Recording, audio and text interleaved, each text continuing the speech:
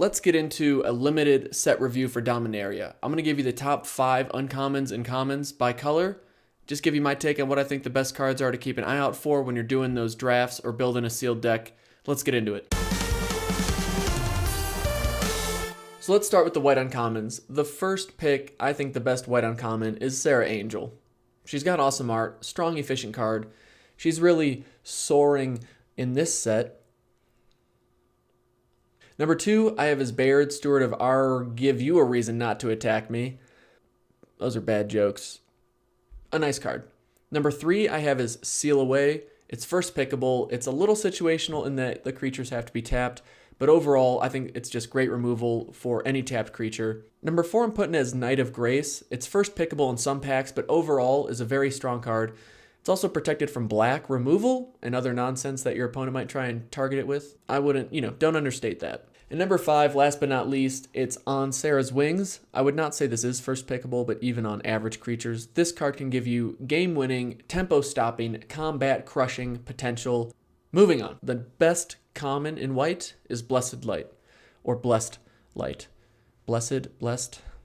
There's a lot of return from the graveyard for big bombs in this format, and the fact that this is an instant, so you can target a bomb or an enchantment and just get it out of play forever, really nice. Now, it isn't a card that I necessarily want 3 or 4 of in my deck. I look at it more like if I can only pick one from this list, what's the first one I would want? Blessed Light, for sure. The art is also hilarious to me.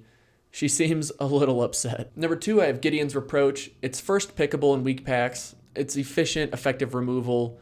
I think it's a great choice. You literally punch their creature in the face and say, hey, be nice, okay? But thanks for trying. Number 3, maybe this is a little high, but I really like Pegasus Courser because it makes your bombs evasive, which can be game-ending. At the very least, your opponent now has to deal with 2 threats because if you just play another big creature, Pegasus Courser is still there to keep letting it ride on its back, I suppose. In the 4th spot, I got Call the Cavalry. It's a really nice card, can lend itself to multiple strategies. This card I'd be happy to have multiples of. Plus, if you have any type of pump spells, now this card gets even that much better. And then if you play multiple in a turn, you get that Gandalf at Helm's Deep feeling. And your opponent looks like they just saw Blessed Light. And last but not least, for our white commons, I'm just going to go with the simple Sergeant at Arms. It's a decent 3-drop, and then the kicker ability gives you that nice go wide. Here's 3 creatures with 1 card, although the creatures are a bit more like Pippin now charging into battle. Moving right along to the blue uncommons. The best blue uncommon I think is pretty obvious. It's in Bolus's Clutches. It's one of the best cards in Limited, hands down. Anything that steals a creature is really strong in Limited. And then this thing lets you grab any permanent. So you can grab their Ice Manipulator, you can grab their Planeswalker, you can grab their only mana that they've been able to get down if you really wanted to spend 6 mana on that. But you can do it. Number 2, Time of Ice. It's definitely first pickable. It's a very good play for you because 1, locks down their biggest threat right away, 2, locks down their second biggest threat the next turn, and then stops them from attacking or doing any creature abilities that require tapping because they all get bounced at that 3rd chapter. You could say it puts their plans on ice while you slice and dice. Number 3, I got Tetsuko Umezawa, Fugitive. It's just a cool card and one of the cheapest legendaries in the set, which may or may not be important for you. She pairs really well with token generation too, and the fact that she's a 1/3 again makes her out of the range of some of that earlier removal, and she can just hang around while allowing your heavier hitters or your just numerous tokens to swing in unblocked. Could be first pickable. Honestly, I would maybe first pick her just because it would then seem like a pretty fun card to build around, but she is much stronger once built around. Number 4, I can maybe not use that voice ever again. Number 4, I have is Merfolk Trickster. It can be a great answer to a big problem. I'm also partial to cards that scale well into late game, which Kicker often does, but this card certainly lets you do that as well. That's just always solid. Number 5, I'm not super sold on, but right now I'm going with Sentinel of the Pearl Trident. It's a decent card. The flash shenanigans for an historic card can be nice, but it needs to be comboed to be the most effective it can really be. I would not consider this first pickable, but just one that really helps your deck take advantage of its strengths more so than carrying you on its own accord. Sneaking into the blue commons. How's it going in the blink of an eye? Great for the early game if you're really getting pressured. Also scales well in that it can bounce something big and then draws you another card. You can even use it to protect something of your own from opponent's removal if you really want to keep it safe, because it's just any non-land permanent. Not too bad. I wouldn't say it's an ideal first pick, but it's also not the worst choice you can make. I really like Blink of an Eye. Cloud Reader Sphinx, I got as number 2. 5 mana is a bit pricey. It's also got the weirdest art in the set. But being able to scry 2 in that mid game or later can really save you from some ineffective card draws and help you better plan your next 2 turns. It's also a 3/4 flyer for 5, which isn't terrible. The artwork is certainly unique, but it can read the clouds because it's a cloud reader. So outside the game, it's great for planning stuff like vacations, and I'm sure Delta uses it for flight patterns. What? Yeah, nice card. Number 3, I have it as Syncopate. The artwork alone puts it in the top 5. Right now I got it at a cool number 3 because it is a counterspell that you're happy to play. You're happy to even splash it. It's good for early and mid game. Its effectiveness may fall off late game because now they can just pay for it. But the fact that it exiles the countered card as well is very nice. I may not have said this 100 times already, but exiling cards should not be taken for granted in this format, especially with some of the big bombs that have some sort of reoccurrence. I could see its rank dropping. I could see it rising like the tide, like water, which is blue. Keep moving. Number 4, I have Academy Drake. A 2/2 flyer for 3 mana is nice. The fact that you can draw it late game and dump some excess mana into it is super effective. I just really like kicker abilities. Solid card. And then number 5, I'm giving it to Arcane Flight because flying stuff is really annoying. Thank God there's not an obnoxious amount of hexproof because this card would probably be even more valuable. It's good early, it's good late. It's also got a flying cat on the art. Need I say more? Honorable mention, of course, would be Academy Mage because it's a bounce spell. It's a decent creature, but that's boring. It doesn't have a cat on it, so sorry. The Black Uncommon section. I think Black has the least obvious number 1 choice. I think the top 3 are all really close to each other. And after debating, the answer became clear. The number 1 is Yargle. It's the highest power in the set, so good luck arguing with that. He did skip leg day, though. But any small investment makes him huge. For example, just put something like on Sarah's Wings, maybe throw a Curator's Ward so he's hexproof, throw him a Jousting Lance, give him a short sword, throw some dub on him so he can dab on the haters. Why did you just say that? And of course, hold on to a couple Adamant Wills. And it's an easy win on something early like turn 12. Doesn't get much better than that. Now, some may consider a more proper number 1 to be something like Cast Down, which is definitely first pickable. Great early game, good late game, although it's limited by that can't be a legendary target because in the later game, that's where a lot of the bombs are showing up. But overall, Cast Down, I got it in the number 1 spot. In the second spot, I got Settle the Score. It's definitely first pickable because, again, for those of you that may have skipped through the first 2/3 of this video, you may not have heard me say it yet, but exiling cards is not to be taken for granted in this format. Third spot, I got Knight of Malice. It's a 2/2 first strike. It's got its brother, the Knight of Grace. Put him in the same deck. Let him charge forward with an epic art piece of 3/2 first strike. But the fact that it is now protected from white removal is also super helpful. Don't understate that. It's first pickable, and truthfully, I'd love to play a white-black deck with both the Knights. What a righteous brotherly love these two have. Number 4 I'm throwing out is Thallid Soothsayer. A 2/3 for 4 mana isn't ideal, but this card's really nice, especially if you got some token decks, because you now have easy sacrifice targets. Let them chump block something, pay 2, sacrifice them, draw a card, and eventually get that dominant card advantage. You want to build around it a little bit though, but even itself, it's not terrible. First pickable, I would not be super stoked with it. In certain decks, this is a great card. My number 5 that I could see climbing, again, depending on the deck it's in, is Whisper, Blood Liturgist. At its best, it's sacrificing 2 Saprolings and you're getting back your best pick.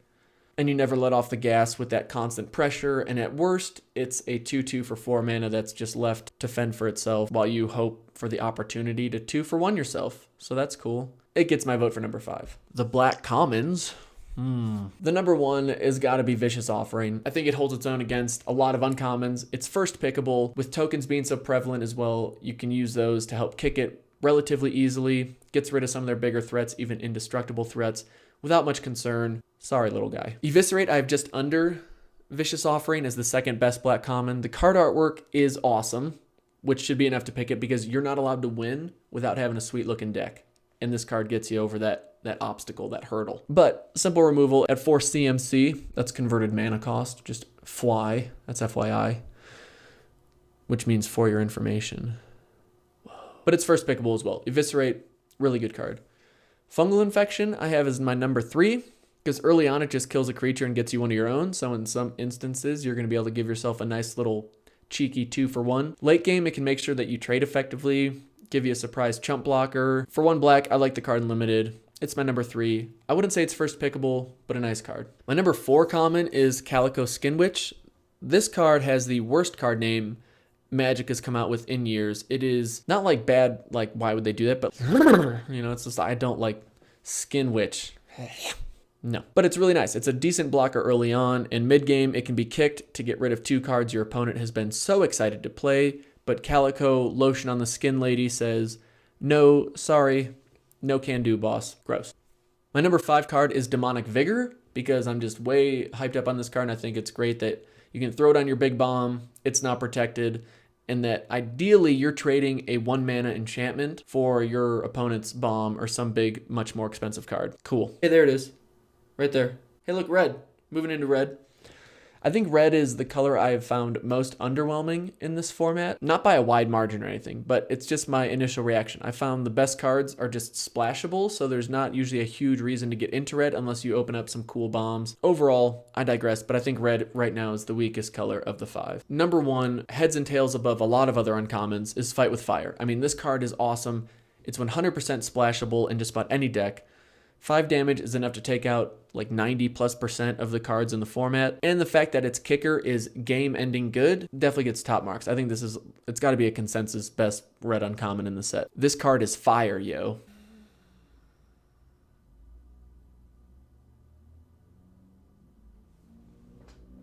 Number 2, I have Wizard's Lightning. 3 damage to any target for 3 mana is always good at instant speed. Great card. And then the fact that if you're playing Wizards, it's now a Lightning Bolt. For 1 red, 3 instant damage to any target. Good card. Number 3, I'm going with Goblin Barrage. I'm on the fence about this one. 4 damage is a nice removal spell, and the fact that there's numerous cheap goblins and goblin token generation in this set, hopefully you can get that kicker off to take out a threat and deal some decent damage. I wish the card was an instant. Of course, if it was an instant, it'd be way better, but it needing support to be kicked just has it at number 3 for me. I don't think it's an ideal first pick, but it certainly gets better the more goblins you put into your deck. Fair enough? Maybe not. Number 4, Valduc. I'm going to say Valduc because I like Valduc more. Valduc, Keeper of the Flame. This is a card I'd be happy to first pick, not because he's the optimal choice, but because he'd be hilarious and awesome to really get going in a deck. I think that'd be so fun to just play this dude, throw 15 enchantments on him, and just swing with 48 tokens on turn 30 after you're already dead and your opponent's gotten up and left, but you just keep playing because that's all your deck is 2 Valducs, 12 enchantments. Invest your whole deck into 1 card. It's a perfect strat. There's no way you're going to fail with that. But honestly, he's a pretty strong card. If you get him out turn 3, you get 1 or 2 enchantments on him early and your opponent doesn't have a quick response, you can deal some serious damage with those tokens. And then last but not least, I'm going to put Fire Fist Adept at the bottom. He could be seen as better value than Valduc. Big V, if built around, and is probably easier to build around, but he also costs 5 mana, which means if he gets out by himself and he just pings something for 1 at turn like 4 or 5 of your opponent, it's probably not going to be a real big swing. I think he's a solid number 5. Red commons, let's just keep burning through these. Best red common is Shivan Fire. It's first pickable. Its kicker makes it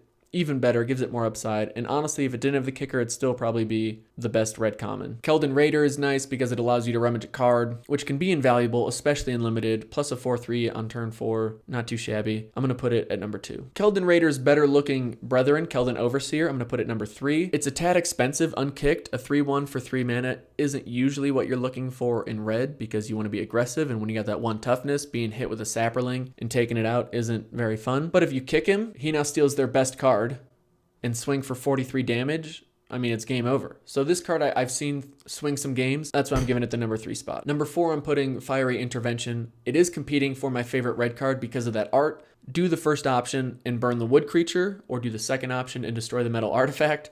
Perfectly executed on the artist side. 2 thumbs up for you. That was just 1. There's 2. 5 mana for 5 damage is serviceable. I'm going to put it at number 4. Lastly, for number 5, I'm going to go with the popular sideboard card, Radiant Lightning. It's a great sideboard splashable card. If they have Sapperlings or those tiny soldiers, you play that guy, you weed whack them all down. I wouldn't look at this for a first pick, but I'd be happy to pick it up when the packs are thinning, when I'm looking for some sideboard cards. Probably the best card when it comes to clearing out your opponent's unnecessary amount of ankle biters. Finishing up the Warburg, green uncommons. I've found the strongest decks that I've played have all played green, and I think green is just I don't know. I don't want to say it's the best color because I think white is the best color, but it feels like green. Green's just so good. There's so much ramp, big creatures, mana fixing. It can go wide. It can reach up. It can just be overwhelming at all stages of the game. Green seems definitely like one of the strongest, if not the strongest color. And I think the best choice at uncommon, first pickable, Untamed Kavu. You don't really want to play it unkicked because a 2/2 with Vigilance Trample is really not doing much for you. The card just scales pretty well. It's definitely first pickable. I think it's the best uncommon in green, Untamed Kavu. Number 2, I have Spore Swarm. Because at its worst, it's a 3/3 with flash in green. That's not too bad. At its best, you have some type of Lord or Pump that then gives these 3 tokens even more power, and you're just blowing your opponent out by going wide with your army of ankle-biting Saprolings. Elfame Druid is very nice and can really help ramp. Also helps you kick spells, which are super prevalent in red and green.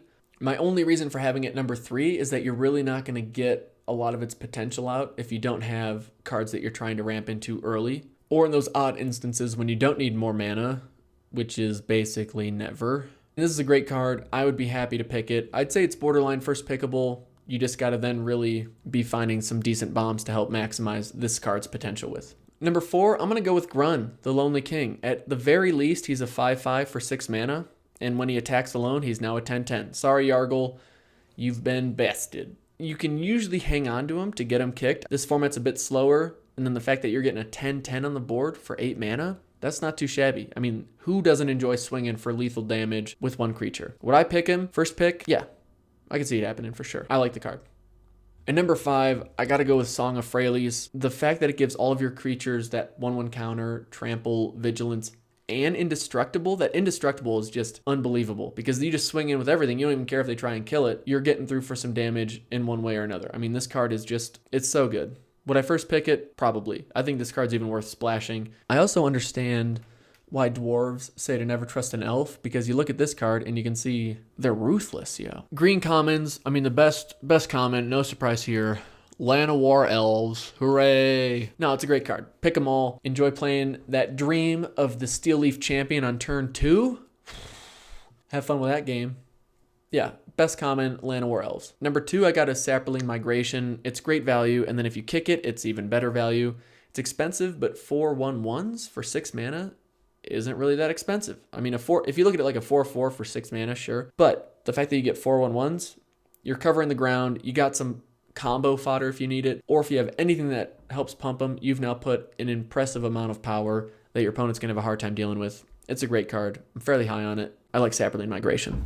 Number 2. Number 3, Beloth Gorger, a 4/4 for 2 and 2 green. Not bad. But if you kick it, now we're in the bomb territory. And again, we're in green. I think kicking stuff should be more achievable than other colors. I like Beloth Gorger at the number 3 spot. Adventurous Impulse is my number 4. This card helps early if you need mana, helps mid-game finding land or creatures. It helps late-game finding your bombs. I just really think it's a solid card. First pickable, probably not. Playing multiples in any green deck, though, is not a bad choice. And last but not least, we're going with the Grow from the Ashes. Why? Because mana fixing is at such a premium. You have green and you have artifacts. No other color can really do it for themselves. Grow from the Ashes is really nice too, because if you kick it, that bonus 2 kicked kind of gets paid for itself because the 2 lands come in untapped, meaning you can use them to cast something else. That's a pretty solid play. Green, I think, is one of the harder ones to rate though, because if you get something early like a Slimefoot, all the Saproling cards are going to shoot up in value, and the Elf ramp may not be quite as high of a premium or offer you quite as much value as the Saprolings, and then vice versa. Either way, green has a lot of good cards. It's a great color. I can see myself playing it in a lot of these drafts. All right, are we still having fun?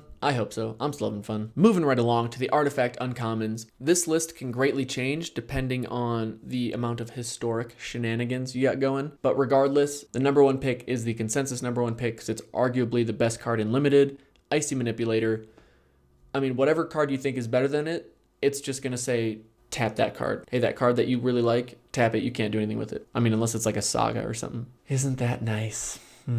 Anyway, this is the only first pickable artifact in the set, but it's an easily first pickable card because it goes into any deck. The next best artifact uncommon is probably Urza's Tome. I mean, it gets you cards if you want to read through a book. Sure. Next, you could probably play Jorah's Familiar. I'd be hesitant to play it unless I knew I was going to be getting some benefit from it because a 2/2 flying for 4 mana isn't horrendous, just not something you're super excited to get early on. Juggernaut, also, it's a card that you play and it does stuff, but it's a 5/3 that has to attack. For 4 mana is not bad, but it's probably going to get blocked right away and die. Cruises right around that Amaranthine wall. Sorry, bro. Gotta go hit someone else. Got it. Moving on. Oh, I have to do one more? Oh, because I said 5. Okay. Dampening Sphere. Why? Because you're not going to want to play it, but it's worth more money than all the other uncommons, so just, like, sell it. Maybe. I don't know. Artifact Commons. I like Short Sword. I don't think it's necessarily the best, but I'm going to put it at number 1 because I like the fact that you throw it on your early creatures, and now instead of them trading, they're winning, or your opponent has to double block, so you get to kind of choose what creature you want to take out. It can also set you up for a nice trick or a blowout. I'm going to put it as the number 1 common artifact. Number 2, which is probably the more obvious choice, is Skittering Surveyor. Pretty nice. Maybe your number 1 option if you need some sort of mana fixing, because again, that's at a premium. Either you're playing green and fixing, or you're playing Skittering Surveyor, or one of the other cards, and that's all you got. If you don't play any of those, good luck. Number 3 is Partick Wanderer, because he's just a nice guy. If your packs didn't bring you those bombs, he's like, you know what, bro? I'm here for you. I'm a 5/5 with trample for 6 mana. You can throw me in any deck. Don't get mad at me. I'm just here to help and do my best and stomp my way over your opponent's creatures. You go, big guy. You go. The 4th best common artifact is Blood Tallow Candle. Why? Because it's an historic card, I guess, but that's all artifacts. No, but it's kind of cool. Spin it and just stare at your opponent's creature and just let that impending doom of its removal sink in. Just kind of look it over at them. Yep, this is going to happen. Get ready. And number 5 is Navigator's Compass. Again, because mana fixing is at such a premium, and the 3 bonus life isn't, it's nothing to scoff at. That's a nice little bonus. Oh, but the multicolored cards, we got to make sure we touch on those because they're all good. I would play any of them, honestly. But what are the best? My favorite has to be Tatiova, the Merfolk lady, a super sweet card that I really enjoyed playing in Two-Headed Giant. I mean, she just won us a game, no problem. Number 2, I'm going to go with Wrath Capuchin because the fact that it's giving all of your historic spells flash is super nice. It now just made all of your legendary sorceries instants, and that's pretty awesome. Next, I'll go with, I'm struggling on this one because I feel like I want to say it's the red-green Halar, but I just haven't seen a deck that really gets out a lot of kicked spells quickly, although red-green would be the colors to do it in. Yeah, all right, we'll just say it's Halar, because the potential if you build around her, she can be game-breaking, thanks for trying, I'm just going to crush everything type potential. Number 4, I'm going to go with Arvad the Cursed, because, I mean, he's just so cool looking, and I want to be cool. So if I put him at number 4, he'll like me, and we'll be friends, and cool. But it gives all your other legendary creatures +2/+2. Like, that's a good morale boost for realsies. That's like, he's friends with you, making you cooler. Yeah. And then the 5th and final one, even though, again, they're all worth playing, I would say Edelize, the Cinderwind, because she's awesome. But I'm going to go with Slimefoot because he's Slimefoot and Saprolings are cool. They're all good. Just play any of them. You're going to have a great time. Life's short. Play a legendary card. Play the legendaries. And then to wrap it all up, we got the land. And honestly, I think all of them are playable except for the red one. Play them all except for the red one. And that's it. I know this is the longest video I've done. Sometimes I just enjoy hearing other people's opinions though. So I hope you enjoyed this video or at least found it entertaining. If you did, I would be genuinely elated if you would subscribe to my channel. And people I don't. So if you want to share it with them because you liked it and you said, hey, this guy's kind of funny or funny looking, you all can group up and just tell me why I'm wrong too. And that's fine. And then you can subscribe to keep telling me why I'm wrong over and over. That's fine too. I get that. But that's all we got for you. I hope life's treating you well. I hope you enjoyed the video. We'll see you in the next one. Best of luck with all your drafts. Thanks for watching. Peace.